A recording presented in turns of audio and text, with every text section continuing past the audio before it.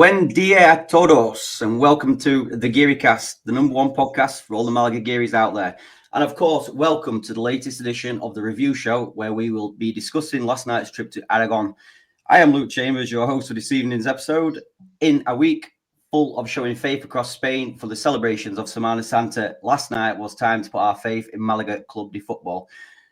Unfortunately, it was a case of same old Malaga. However, somebody who cannot be put in the category of same old is my brand new teammate, Mr. Joe Edwards. How are you, Joe?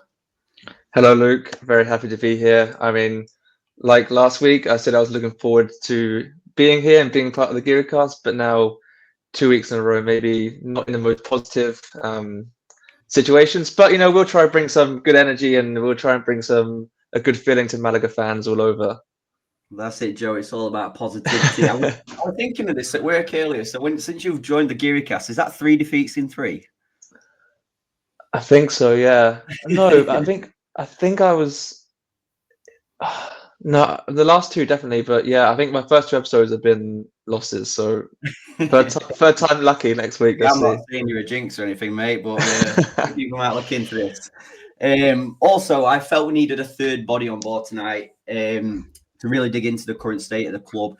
And to do that, we needed a man who's seen it all with Malaga. A very good friend of mine, and to all the Gearys, he's a man from way up north in Dundee. It's Mr. Paul Henehan. Bienvenido y cómo estás, mi amigo?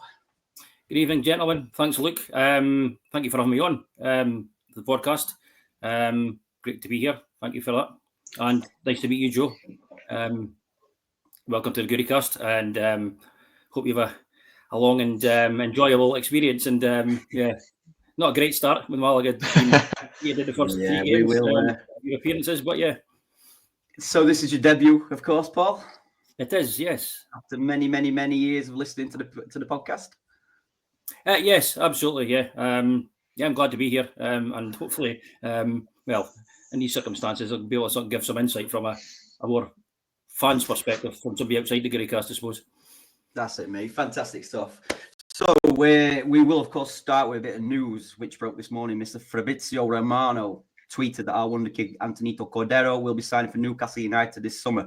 Although Malaga have not commented as of yet. Come on, guys, we can take Fabrizio's word, can't we? Joe, we've expected this for a while now. Yeah. Your thoughts on this move, and do you feel Malaga could have maybe handled it in a different way?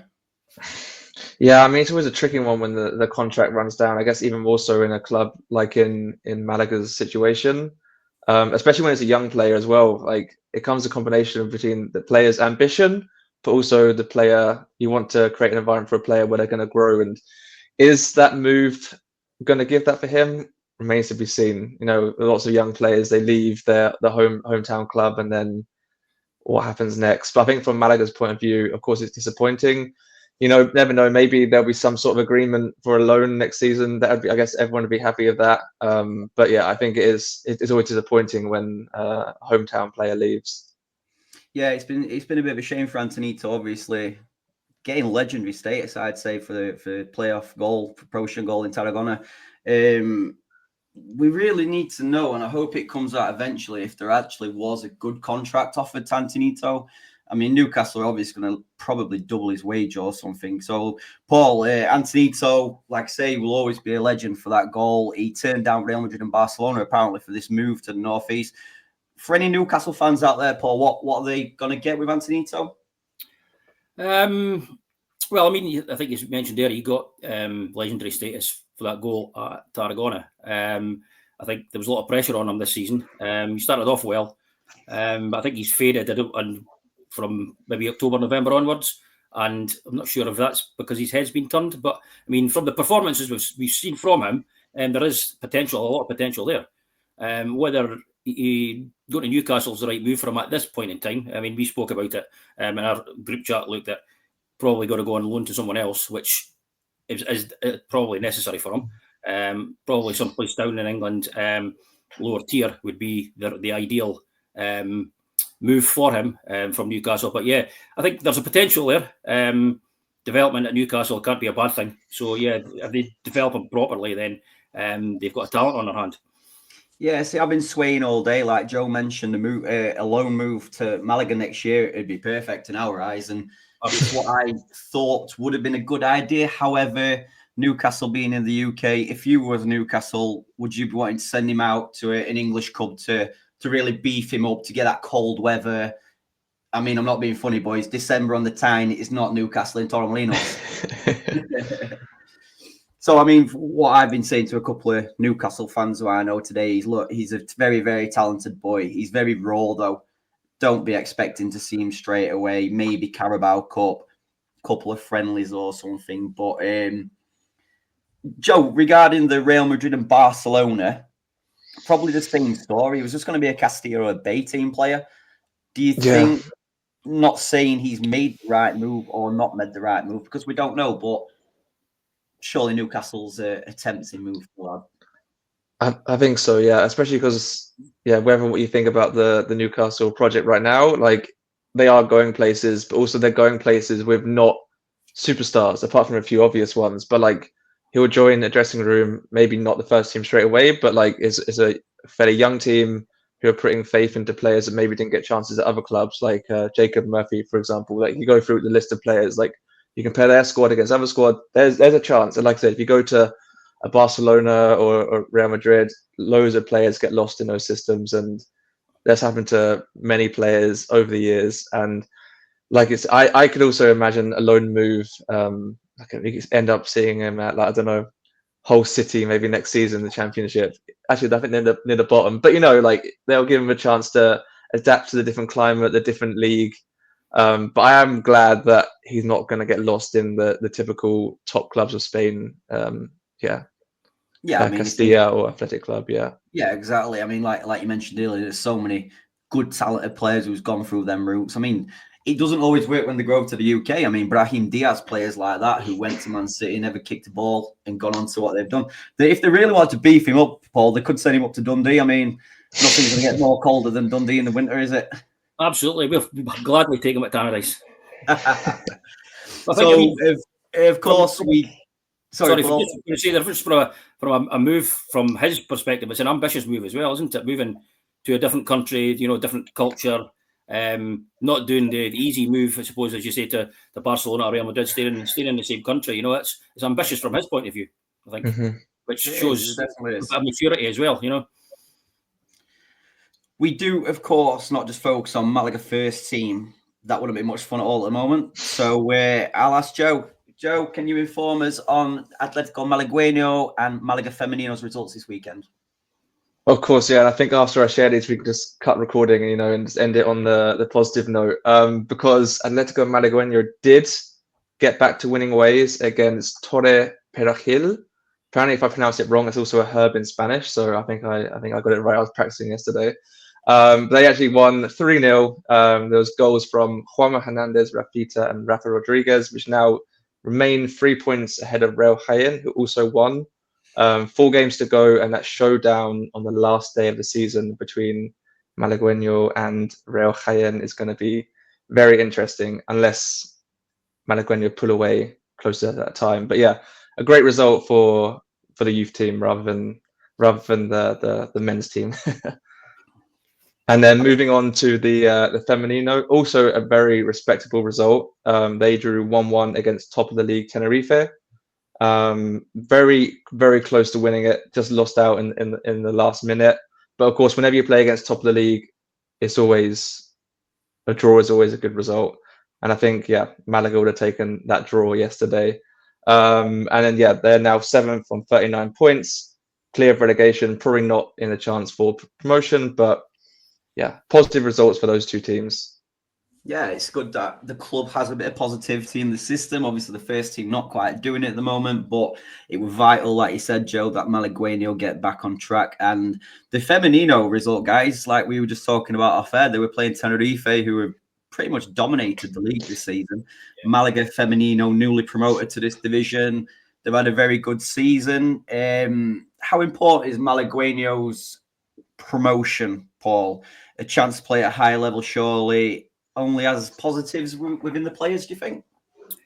Absolutely. I mean, you get the chance to play at a higher league, testing yourself against better players. And mean, the young guys coming through the ranks there. I can only do the first team good as well, playing against a lot better sides. So from a player's point of view, that's where you want to be going. You want to be testing yourself against better players and trying to progress yourself. It is a positive. You have to obviously look and be cautious that you take that step up. Are you good enough? And is the players good enough to make that as a team? But it's going to be a positive for the players as individuals and the team as a whole. Yeah, I mean, we won't go on about him too much because he does take a bit of stick on this podcast, I feel. But Chipete being the perfect example, absolutely dominating the level of football with Malagueño, maybe not quite doing it. Is that step slightly too big? Obviously, if Malagueño go up a league, and I'm going to whisper it, Malaga go down a league, there's not that big of a gap between the teams anymore. So maybe they will be ready straight away for the team. But anyway, after the positive talks of Atletico Malagueño, unfortunately, guys, it's that time. Dive into last night's 1-0 defeat in El Coraz against Huesca. So in the game, obviously, Sergio rung the changes as usual. However, he also changed the formation of the team this time. So firstly, starting 11. Paul, were you happy with this starting 11? Luis may being injured. There wasn't much else going on there, I suppose, for changes-wise. Danny Sanchez was suspended. Kevin suspended as well. So, I mean, the team, you're looking at it thinking, well, it's probably as good as it could get, I suppose, with what you had at his disposal. I suppose the only question, Joe, would be Chipete, Dione. Are we happy with that? Or how did you feel about the formation in general?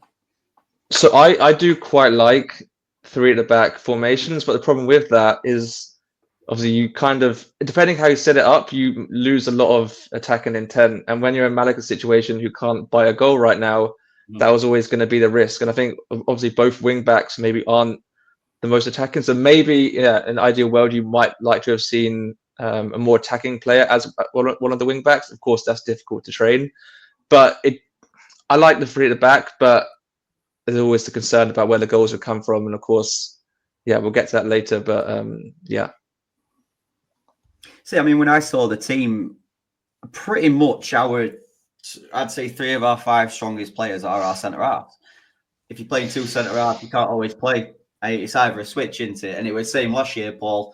The centre halves, we had good players, but they were constantly changing. I don't mind the 3 centre halves, but like you said, Joe, if you're playing that, for me, you need 2 centre forwards, not a centre forward and a player like Lobete playing off him. Because when you're playing Joaquin and Victor, Victor's attacking, but Joaquin not as attacking as Carlos Puga. For me, we sent a little bit lopsided, maybe, against we'll dive into it even more, but I didn't think that much to Huesca to say where they are in the league. Yeah. My mate, who supports Elche, he's constantly telling me that Huesca have got no right to be where they are in the league. They're absolutely stinking. Yeah. He watches a lot more than I do. I was talking to Matt, who was there, obviously, and zero atmosphere, half a crowd there. I'm not saying everybody should be getting 15,000 crowds and all that lot, but come on, that club did not look like a team was chasing promotion, did it? No, it was really, really lacking atmosphere. The only time I saw people excited apart from the goal was at half time when they were showing the camera around the stadium. Like, apart from that, but I think the thing is, maybe they're not in a great spell, Huesca, but they had a little bit more confidence, which could have been a key factor. Yeah, definitely. I totally agree with that. So, in truth, I don't think it was a bad first half for Malaga. It was, of course, 0-0 going into the break. Joe, was there anything in particular you thought were working? Also, was there anything what Malaga struggled with, would you say? I think it was a pretty even matchup, and I think Malaga actually kind of edged the first half, which is kind of similar to the Cordoba game as well. Like, there was no standout performances from either side. There was no standout players. No one team was that much better. But I think Malaga were in that game for the first half, probably had the better chances. Obviously, Juanpe had one really good chance and one almost a screamer. But yeah, it kind of felt like, where was that goal going to come from? And I do think Malaga were better, but nothing to shout about. Not a huge improvement on the last game. It was kind of similar, like the first half a bit better, but Yeah, Paul, I don't know what you thought. Like, obviously watching from home as well, it's hard to kind of gauge the feeling of where the players were going to do it, but absolutely, yeah. I mean, in the first half, I thought they started well. And as you mentioned, the Wampe should have scored with the shot he dragged wide, and then he had the other shot that's basically straight at the keeper. There wasn't much else going on apart from Larubia's curler that went over the bar, but then Huesca come into it a bit more, and then we had the double shot of the corner where Herrero saved it, and then Einar had the header as Huesca come back into it. Although I think Herrero might be fouled in that, so it might have looked at if it had gone in. But pretty even first half. I thought we were the better side in the first 20-25 minutes, and then it was more even after that. But apart from that chance that Huesca had, the double chance, they didn't really do anything either in the first half. No, it's such the strange Malaga. We know that they are, but they're an awkward team. I mean, like Joe said then regarding the Cordoba game, Malaga were the better team in the first half. Oviedo were terrible first half, but Malaga were probably slightly better against Oviedo. Again, last night, are we lowering our standards as fans? Because looking back at these games, although we were maybe the slightly better team in the first half, we don't look like scoring. I mean, like Joe said then, that Wampe effort, it looked like it was weak foot kind of thing. There were nothing there. Then he hit a good effort straight down the keeper's throat, granted. Rarubia, bits and bob chances, but again, they're not really threatening the goalkeeper. Half chances. Yeah, if you're a defender coming up against Malaga this season, you're not scared of that front line, are you? You can't be. No, absolutely. No. I mean, I think we touched on it earlier on. Dione should have been playing up front, I think, more physical. Or having the two if you're playing a 3-5-2 or a 5-3-2. But yeah, as a defender, you're looking at it thinking if you're playing one boy up front and it's basically if it's Chupetti and he's not getting the service, the team are looking and thinking, well, this is great. You know, there's no service to him and we're cutting the ball out in midfield and we're not really getting put under pressure, really. Yeah, I mean, I do feel for Chupetti. I mean, when he plays in the first team, he gets zero service. But like yesterday, I think I put it on the commentary. When he actually drops deep, he's so hard to get the ball off her. He holds the ball up so well. But he never, ever gets the ball in and around where you want your number 9 to get the ball. Yeah. A player who's got 30 goals, no matter what level, if you scored 30 goals, you know where the net is. Yeah, you're exactly. A fox in the box. Yeah, we don't give him the chance to get in that box, to give him them chances, in my eyes, personally. Yeah, it's a bit like with Harry Kane, England, Tottenham, when it wasn't going his way, he'd always drop deep and people would be frustrated, like, oh, why is he there? But it's because he wants to make something happen, which I guess is also what Chuppetti's trying to do as well. But, of course, when you've got the players around him that maybe could run off him, but they're not doing that or they're not taking chances. And I think one of the key things is that Malaga's a team low in confidence, and when Huesca knew that, they knew that, okay, they're not going to score. Like, they're going to run out of confidence, and a team like Huesca, who have players who can put the ball in net, they're going to grow in confidence. I think that's exactly what happened. Yeah, exactly that. I couldn't agree more, Joe. So into the second half we go. Again, a really poor half from both teams. I guess the main talking point in the early stages was the VAR check for a potential red. The Chupetti following a late challenge, can we call it, on Jimenez, the Huesca goalkeeper. Paul, surely not a red card? No, he tried to charge down the clearance and slipped. And he slipped into the keeper, you know, and I mean, okay, it's maybe a bad one, but it's never going to be a red card. His studs weren't shown. His foot was planted on the ground as it slid along the ground. That's never going to be a red card for me.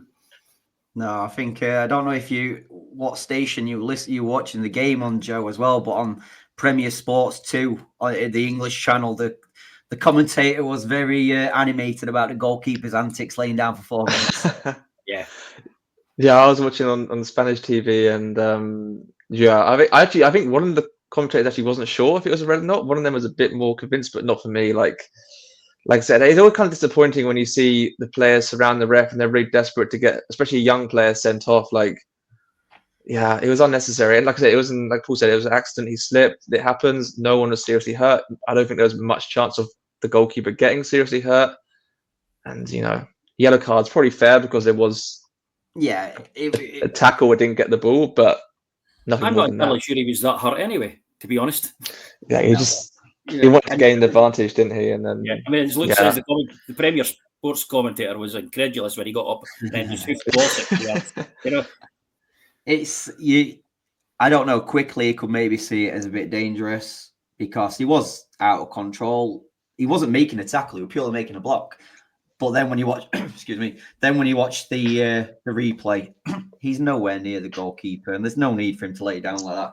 We have seen him given in Spain, though. That's all I'm going to say.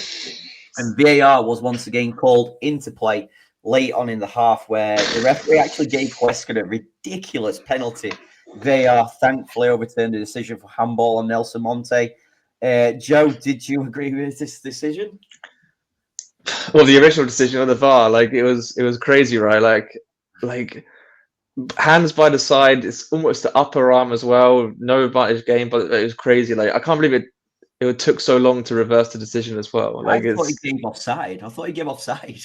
Yeah, like I couldn't believe it as well because I'm trying to learn Spanish. I couldn't fully understand. I think I actually missed the original decision by a split second. And I was thinking like, nah, sure they're not gonna give a penalty. Then I learned that they were gonna reverse it. I was like, okay, but why is he even giving it in the first place? Like, I don't know, the ref panicked or whatever, but it was crazy. Like, yeah, in general, Paul, how did you feel? I don't want to criticize referees too much, but did you feel the referee had a good game at all? To be honest, he had a difficult game with all the stop-start and the players going down at every opportunity.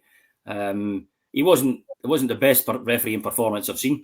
But I mean, for that decision on the penalty, he was only like 6-7 yards away. How he couldn't see that come off Monte's back or on top of his arm, I don't know. And then, as you said, Joe, he went to the monitor and still took another good minute to actually decide whether he was giving it or not. And that means, yeah. So maybe that maybe summed up his performance. Was you guys getting nervous? Were you guys getting nervous the longer he stood by that screen? Because I was even the commentator was saying this is not a penalty, but the longer he was stood there, you're thinking, what's going through his mind here? Yeah, definitely. I didn't think he was ever going to give it. I don't know why it took him so long, but to be fair though, I mean they didn't show him the proper angles where he went to the monitor. I mean the angles we saw as replays on the TV. I think the one that conclusively says that it hit his back, they didn't show that till last. So you've got to question the people sitting in the VAR booth thinking, like, what angles are we actually going to show him here? You know? Yeah. I mean, we all know the Spaniards are very, very chilled out. I think they just wanted a minute to have maybe a Pachuran or a Kanye or something. But the game continued. We hit the 90th minute. 8 minutes goes up on the board. I think we all knew as Malaga fans what was about to happen here. And of course it did on the 97th minute. Goal to Huesca. Could this goal have been avoided, Joe? The thing is, I don't think... I mean, of course, a late goal is always heart-wrenching and it's always disappointing we can see it. But I think throughout the game, Malaga defended well. And maybe the changes could have been a bit more positive and a bit more reactive, but I think the problem is it's not about the system or whether the goal can be avoided. It's just about the confidence of the players. And as Huesca were improving into the game, you kind of felt like, yeah, they were playing better football. But I think for the actual goal itself, it was a really well-worked goal. Like it was a really the passing was quick. I think Malaga were just they weren't concentrating or they were just tired, but it was a good goal. But of course, whenever you concede in that moment, right in the last couple of minutes, it's crazy to think that you can't just hang on for those last couple of minutes, especially when you defended in general quite well throughout the game. Yeah, it's such a shame. I mean, when you look back at Oviedo, although not a great performance, that was a 93rd minute goal. This one, a 97th minute goal. Looking back to Almeria at home, a 96th minute goal, and you're thinking these are big, big moments and it's probably why Malaga are where they are. Paul, when obviously I'd say Huesca put Malaga under some quite heavy pressure towards the end of that second half. Was it maybe a bit of fatigue? Because, like Joe says, it was a very good goal. Was there anywhere in that defence where we could have maybe held the line a little bit more? Well, I've got it on my phone now. I'm watching it back again and again and again. When Huesca played the ball wide, there's one guy wide and he's been marked. But it's the two runners that go over past him. Malaga players are running with them, but the two runners go past the Malaga players into the box. I think it's either Einar or Monte has got to go and cover the guy as he's running into the box. So leaves a guy in the middle on his own, and whoever it was went to try and cut it out, the cross, but the boy cut it back. So the guy's on his own in the penalty area. Puga tries to get across and Puga slips. So I think the fatigue, like it's maybe fatigue chasing your players and getting back and making running with your runners, and I think that's what I've watched that time and time again. I think that's exactly what it was. I think there's 9 guys back there, Malaga players, chasing back for that attack. It is a well worked goal. They moved it round well, they put it wide, put it back into the box for the runner who cut it back to the penalty area. Could it have been avoided? It probably could have been, but I think it's fatigue. It's running to the 90th minute and players maybe just switching off, not going with the runners, and having other players having to move around and try and compensate for that. And I think that's been the issue, time and time again for Malaga. I don't know whether it's to do with training or just mentally switching off, and it's cost us dearly. I mean, I don't know about you guys, but for me, this goal is the perfect goal what Malaga can't score. The runners going forward, the movement off the ball. I don't think we're capable of this kind of goal. It's the difference in quality, I guess, or the difference in just being able to, Malaga have the urgency. Maybe, I mean, we spoke about it many times in Barhamanos last year, Paul, and so on. We wasn't great last season. No. We didn't show too much attacking intent. This season, very much the same. We will maybe discuss shortly one of the reasons why this may be, but I'm sure many of you on social media saw that our very own Matt Harrison was present in Huesca last night. He sent a voice clip over with his thoughts of El Alcoraz, Malaga's performance, and of course the horrible feeling of conceding a 97th minute goal.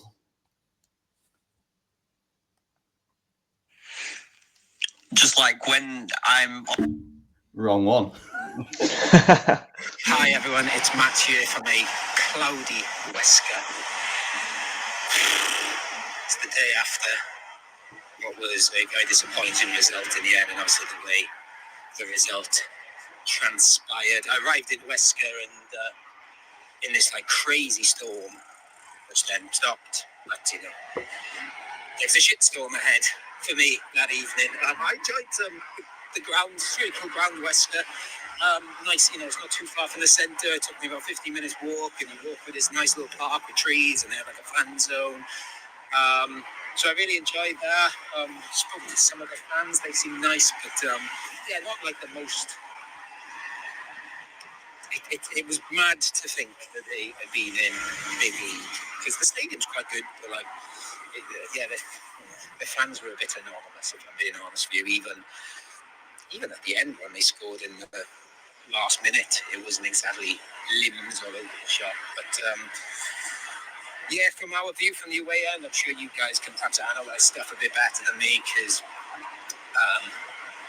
you would have had a better view than me, because there wasn't many of us in the away end, and it's pitch level. Also, I've had lots of amber beer, so that doesn't help perceptions. I've not really watched it much back. I thought Malaga played quite well, but the more I thought last night, I was saying we played well. The more I thought about it, reflected on it, that I think what I expect from Malaga at the moment is quite low.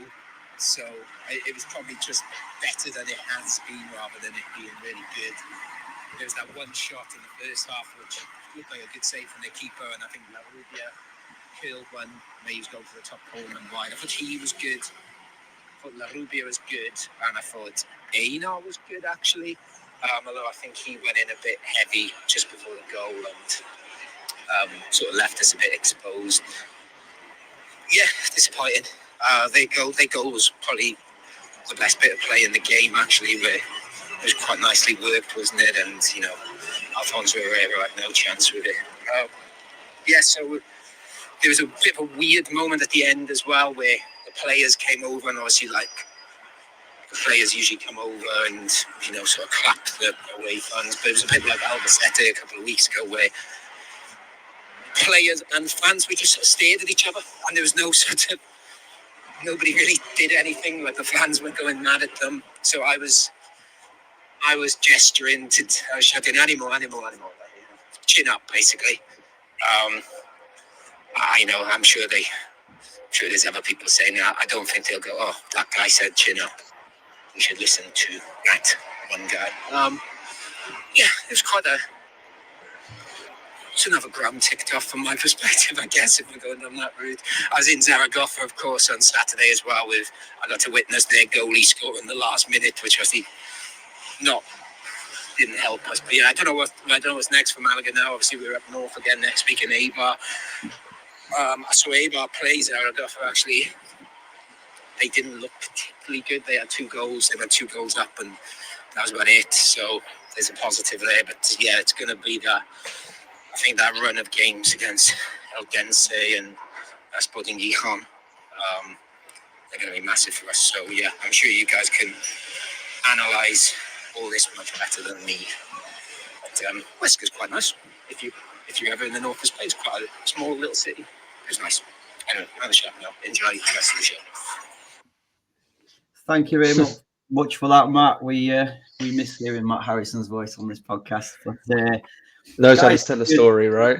Yeah. So, Paul, I'll go to you first. Did Malaga deserve anything from this game, or was it a case of, this is my view, there was a plan A, i.e. play for the point, with no plan B?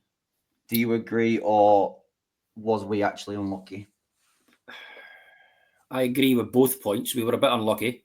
They've scored for a good move right at the end. However, yes, we've only got a plan A, I think. I think I wrote in my notes of Rocco Batterina is the answer. I'm not sure what the question is. Because we couldn't get the ball out. If you're bringing him on, you've got to get the ball down the lines and into the box. He can't hold the ball up. So plan A, I think, yeah, there isn't a plan B, I don't think. I think it was just a hope to bring whoever on and try to get up the park, but that never actually happened. So yeah, I still think we were a bit unlucky because I thought, well, they weren't great, more than us being fantastic or better than them. But yeah, to lose a goal like that right at the end, right at the death, was a bit unlucky. But it happens time and time again, which is the issue. Yeah, so Joe, obviously, if you looked on live scores, Sofa Scores, any other results app, if you saw a team got beat in the 97th minute, you'd be thinking that's so unlucky. But was we unlucky? Or? Yeah, I think the only way it's unlucky is that it's always unlucky, like I said, to concede in the last minute. But if you turn up to a match, you want to play for the draw, it's quite likely you're going to get burned. And if you have no intent to win the game and you're playing against a team that was growing into the game more and more, and maybe you're not quite reacting to that, I think it's also hard to argue that you were unlucky, because I felt like the goal probably was going to come. Yeah. And of course, the goal was going to come. It was only going to come to one team. Like the last half an hour, I don't remember any chances for Malaga.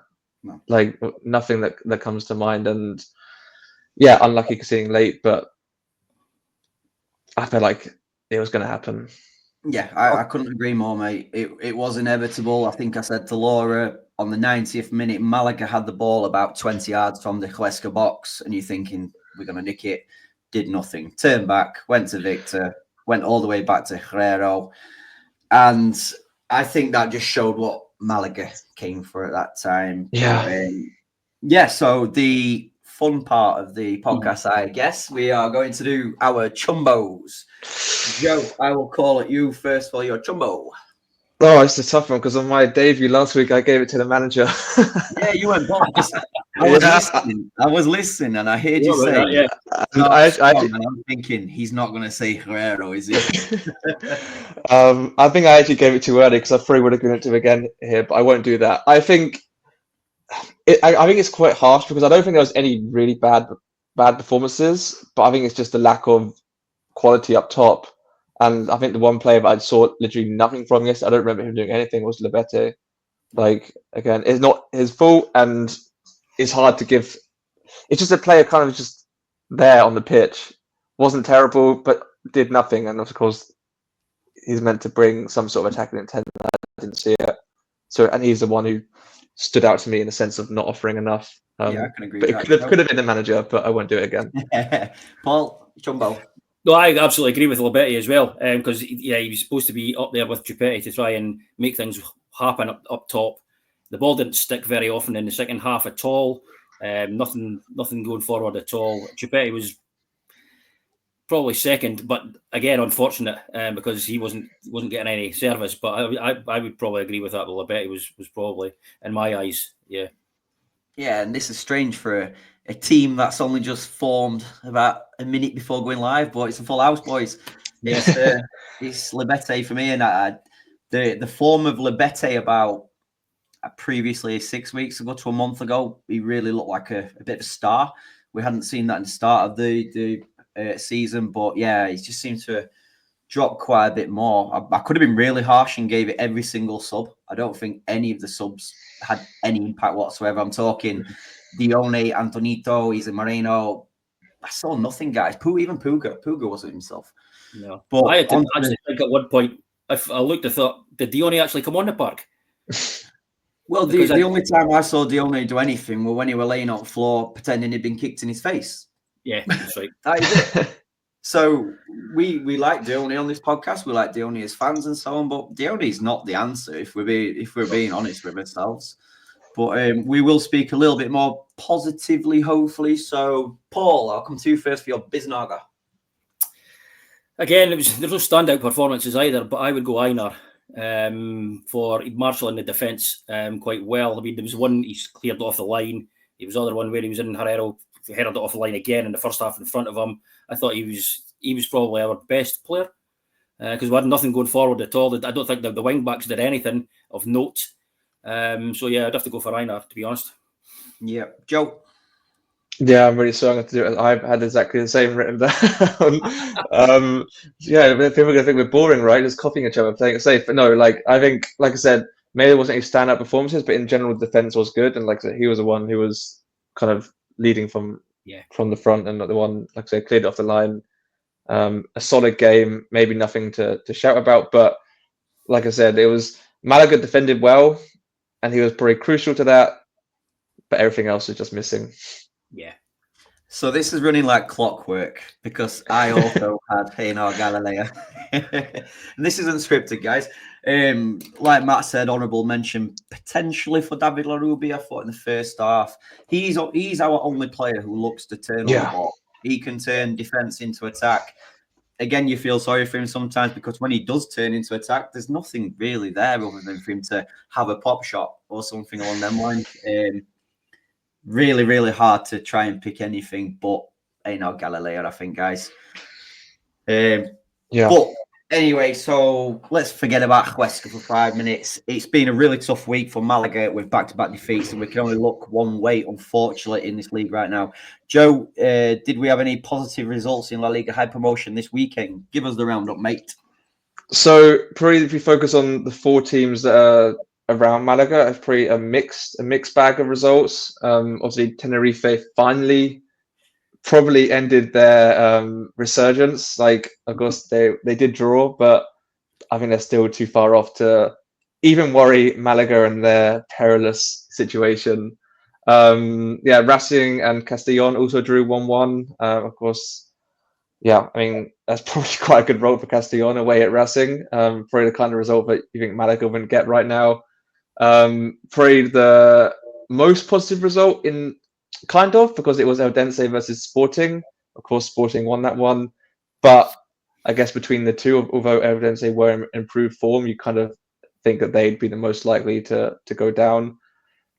So yeah, I guess that's one little bit of positivity, but probably the most heartbreaking result that Matt also saw as well was when Real Zaragoza equalised in the last moment with their goalkeeper, which of course, if they lost that would have been a great result for Malaga. No offense to any Zaragoza fans, but like I said, a mixed bag of results. Obviously, of course, the Eldense losing was good, and also none of the rivals won, but they gained that point which Malaga lost in the last moment. Yeah, perfectly said, Joe. And I totally agree. For me, on my notes, where I wrote down the Eldense defeat is massive in terms of our situation as well. Yes, Sporting leaped ahead us, but there's still a long way to go. But the Eldense still being 3 points behind us. And of course, guys, if you remember, we have got the superior head-to-head after that 3-0 victory in La Rosaleda, which effectively is a 4-point gap. Paul, any particular result there other than the Eldense one? What affects Malaga too much? No, I think the Eldense one was the key just now to keep that gap between us and them and the fourth relegation spot. As you say, Sporting obviously getting the points there, but it's much of a muchness, isn't it? I think we're looking at the four that are there still staying there at the end of the season. I know Cartagena are already down. For all, I'll probably follow them in the next couple of weeks, I would imagine. As Joe says, Tenerife have probably had their run now, so I think that's the three. There's only one space left. It's either us, Eldense, Sporting or Zaragoza that are there or thereabouts that are going to occupy that spot. We just need to make sure that we're above at least one of those three teams to stay out of that. And as Matt says, we've got Castellón, Eldense, Sporting coming up, and then between now and the end of the season. So we need to just make sure that we get points on the board against those ones to keep out of that bottom four. Yeah, I think a massive bonus, if there's any kind of bonuses come out of this, is the fact of there is only one chasing team. If you remember the season where we went down, I think there were three of us with a chance chasing four teams, but all the four teams above us just kept winning and winning and winning.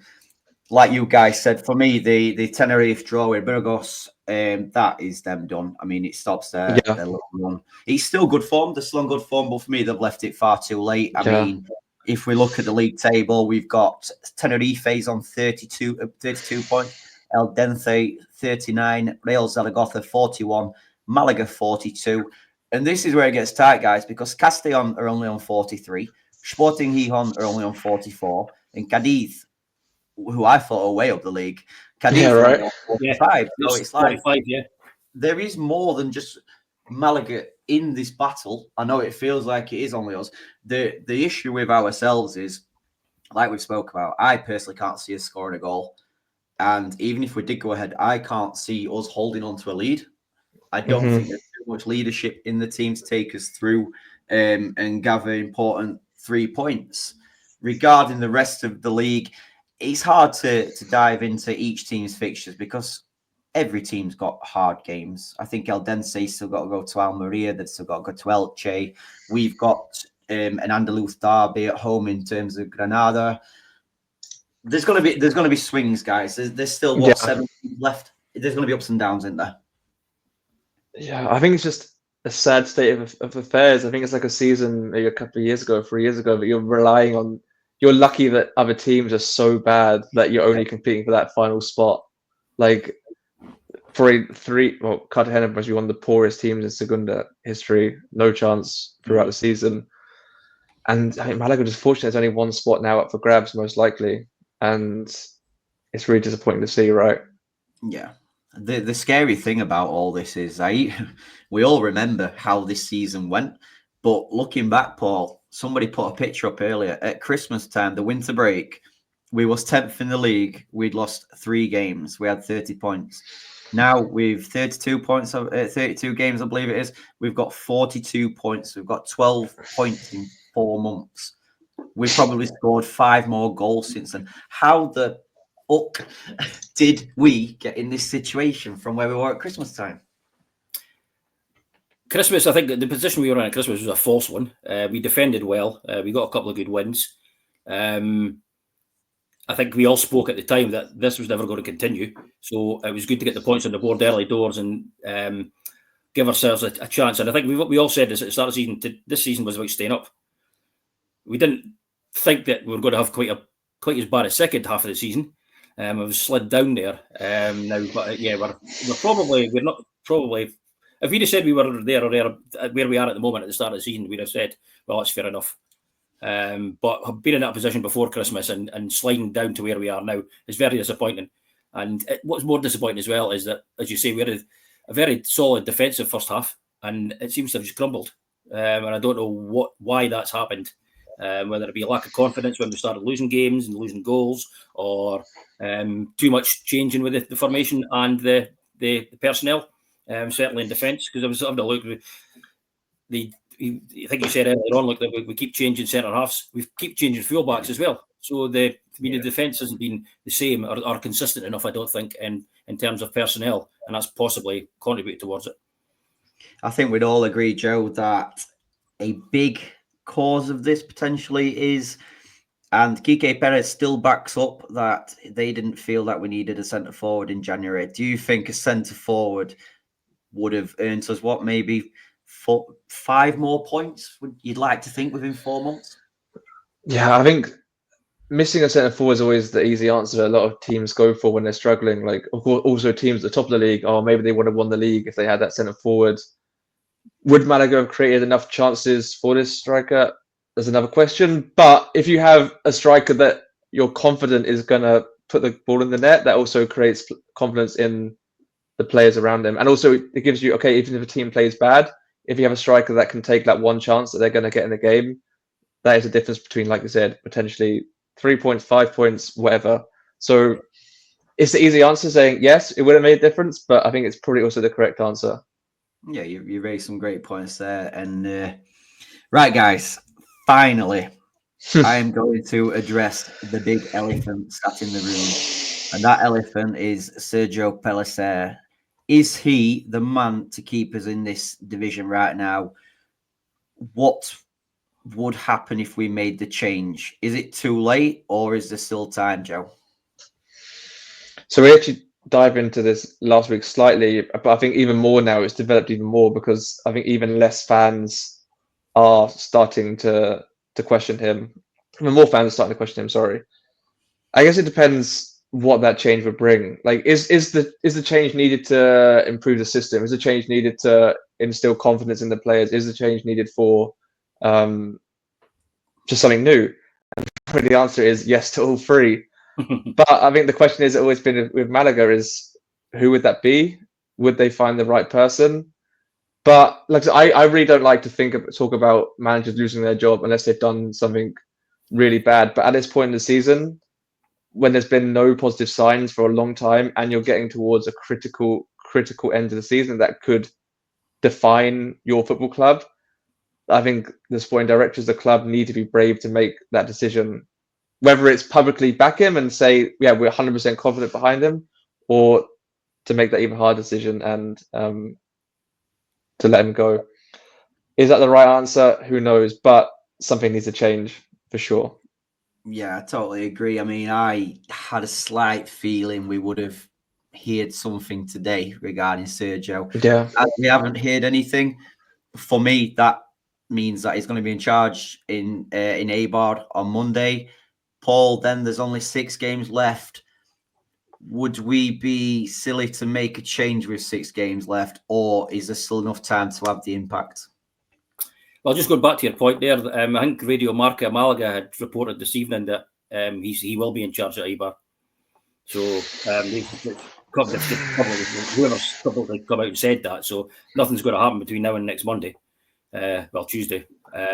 So you're right, it will be 6 games, and whether that's too little to make a difference by changing something, who knows? You know, you look at both sides of it. Do we make a change and hope a new manager gets the desired effect to come in and change things and give the players a kick up the backside, or changing a bit of style and stuff? Don't know. But then you look at, right, okay, we've got 6 games left after that. 3 of them are against teams that are around us. Do we just go with what we've got and try and win those games, or get enough points on the board to make sure that we're not in that 4th place? It's a difficult call, you know. As you say, Joe, there's a lot of fans coming out now and saying that who were previously backing Pellicer are now coming out and saying no, he needs to go. But yeah, it's a very difficult one, you know, to say, right, okay, make the confident choice of, right, he's going, bring somebody else in, or leave it just now. And I think he's got a contract till next June as well. So is there a financial element to this as well? I mean, we know how bad the finances are in Malaga. Can we afford to let him go, or to pay him off, you know, for that 1 year? Yeah, I mean, there's decisions to be made. We know how much it costs Malaga if we get relegated. So we have to weigh up it's a horrible talking point, I think, when it's this late in the season, because the old saying, you're damned if you do, you're damned if you don't. If we keep Pellicer and we go down, it's Pellicer's fault, it's the club's fault. If we sack Pellicer and we don't get the manager bounce, we look at it and think, well, it was this clown who we've got in charge. Mm-hmm. If you remember, Paul, and I'm not sure if you'll remember as well, Joe, the previous relegation battle 2 years ago, We hired Sergio Pellicer. He won 7 out of 11 games, I think it was. Malaga were fantastic, but they left it too late. And Racing Club de Santander also won every single time Malaga won. The positive this time is we are not the chaser. We are being chased. We're being heavily chased. It's now up to Sergio, Malaga, the lads to really knuckle down on that training ground and think, do we want to get back down the well? We're professional footballers at this level. There's no reason why. I said at the beginning of the season, if we survive by 1 goal, I don't give a fuck. No. However, now my heart can't take that. Don't get me wrong.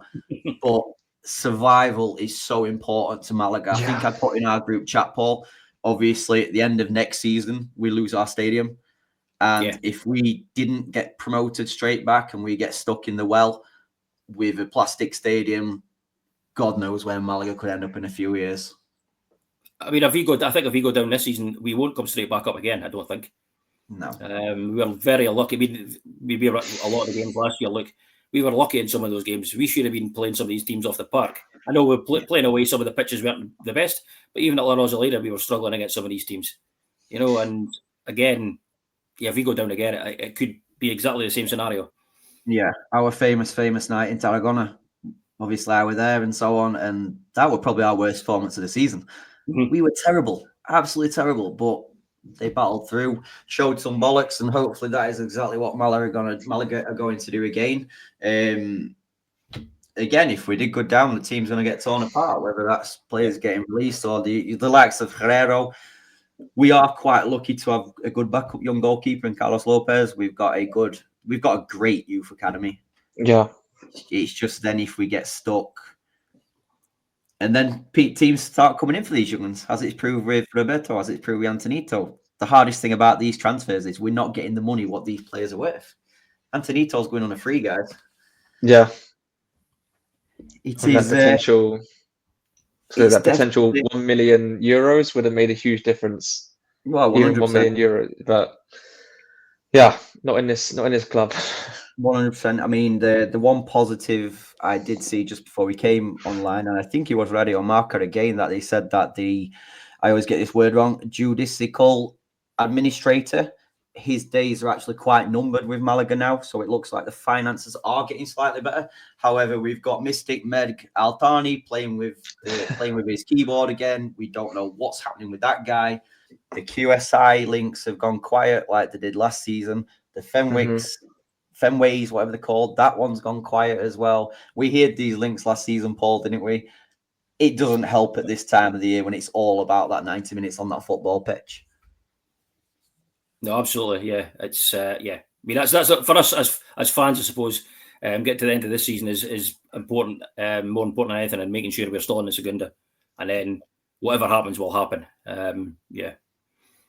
I couldn't agree more, guys. And with all that said, I think it is time to end this podcast. And although it's been a very unhappy pod, I'll finish with something positive and praise my two co-hosts, Joe and Paul. Thank you very much for this evening, Joe.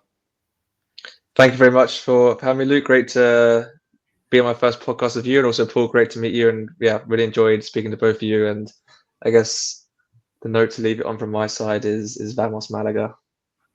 Paul, Vamos Malaga, a bit more positivity, sorry. Oh, there we go. Come on, baby. Paul, it's been a pleasure to have you on, mate. Thank you so much for this tonight. I hope you've enjoyed it. I thoroughly enjoyed it. Thanks for having me on, and nice to meet you, Joe. And from sunny Dundee, it's still sunny. Vamos Malaga. Yeah, you can tell you've listened to this show so many times over the years. If you have enjoyed this podcast, please give us a like, a retweet, a share, all the things we have to do in 2025.